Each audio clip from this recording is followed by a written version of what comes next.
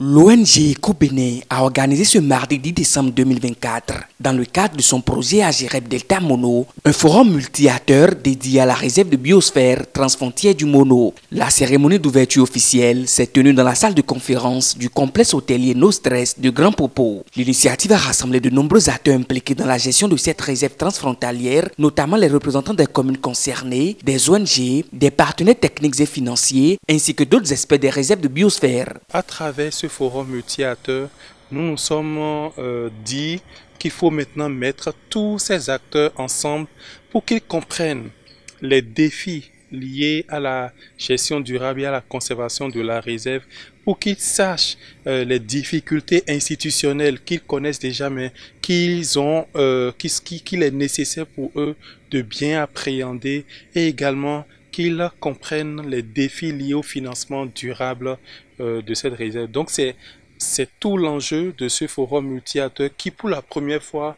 met tous les acteurs qui interviennent dans la gestion et la gouvernance de la réserve de biosphère transfrontière du Mono côté Bénin ensemble pour réfléchir sur comment travailler ensemble pour une gestion durable de la réserve de biosphère transfrontière du Mono.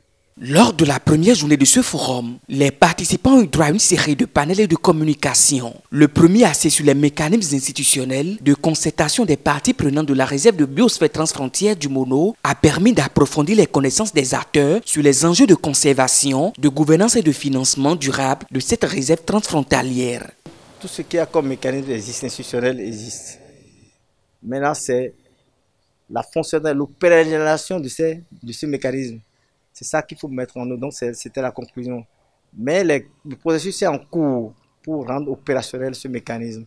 D'ici à là, nous allons répondre à certaines préoccupations, certaines questions qui sont déjà même prises en compte par le plan d'aménagement de gestion et pour vraiment huiler cette opération de ce mécanisme institutionnel qui pose tant de problèmes à tout ce qui est question de gouvernance des aires dans le monde entier.